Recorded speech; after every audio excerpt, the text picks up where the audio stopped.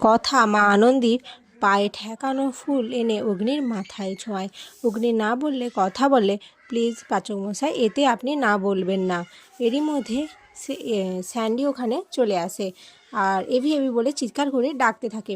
স্যান্ডিকে ওভাবে চিৎকার করে ডাকতে দেখে কর্তা দাদু বলে, কি হয়েছে, এত চিৎকার চেঁচামেচি করছো কেন, আর পালের গোদাকেই বা ডাকছো কেন?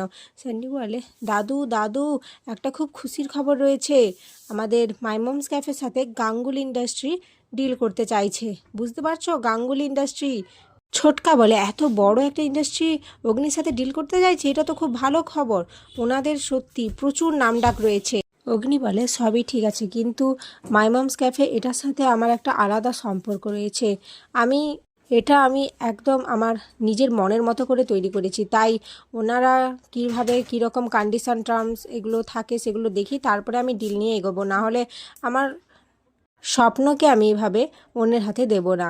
কথা বলে, আমি জানি পাচক মশাই, কিন্তু সুযোগ কিন্তু বারবার আসে না। অগ্নি বলে, আমিও জানি কথা, সুযোগ বারবার আসে না, কিন্তু আমি মাইমমস ক্যাফেকে নিয়ে কোনো ডিল করি এটা আমার মন মানছে না। আর সব থেকে বড় কথা, আমি কিন্তু সেফ এভি, আমি কিন্তু কারোর কোনো কথা শুনি না, ঠিক আছে?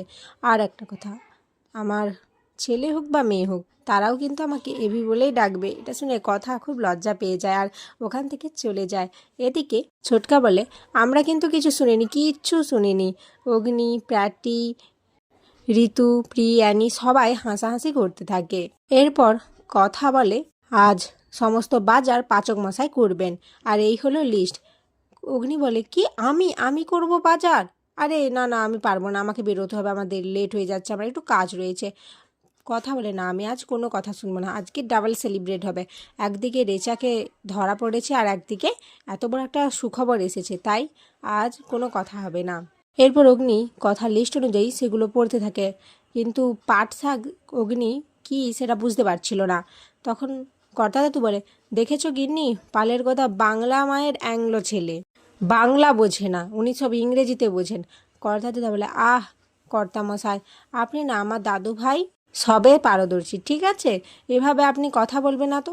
অগ্নি বলে, দেখেছো তো ঠাম, তোমার এই ওয়েভ দেখেছো তো, সব সময় আমাদের পেছনে পড়ে রয়েছে, কখনো কোনো ভালো কাজ করলেই ওনার সহ্য হয় না।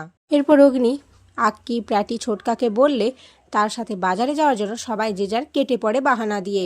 এরপর অগ্নি আর কি করবে, সে নিজেই যায় বাজারে। কথা জুনি আর ঋতুকে বলে রান্নার সমস্ত জোগাড়যন্ত্র করে দেওয়ার কথা। এরপর কথার মাথাটা হঠাৎ ঘুরে যায়।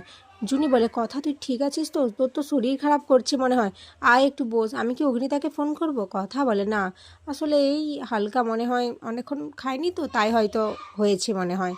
জুনি বলে, তুই অনেক ঝড়ঝাপটা যাচ্ছিস তো তোর ওপর দিয়ে, আমার মনে হয় তুই একটু রেস্ট নে। কথা বলে, আরে না না, আজ এত বড় একটা সুখবর পেয়েছি, একটা সেলিব্রেট না করলে হয়, আজ খুব জমিয়ে খাওয়া দাওয়া হবে।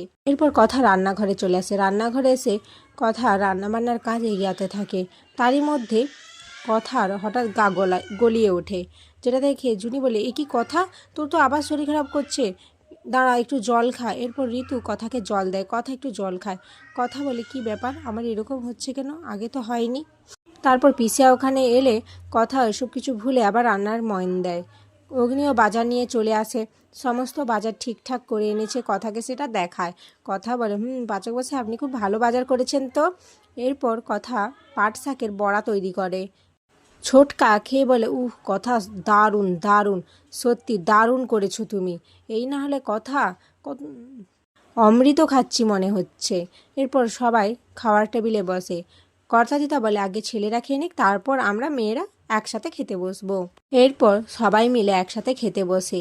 অগ্নি ইচ্ছে করে নিজের চামচটা নিচে ফেলে দেয়, আর কথা গুঁড়োতে গেলে অগ্নি কথার মুখের সামনে খাবার ধরে, যেটা দেখে কথা অবাক হয়ে যায়।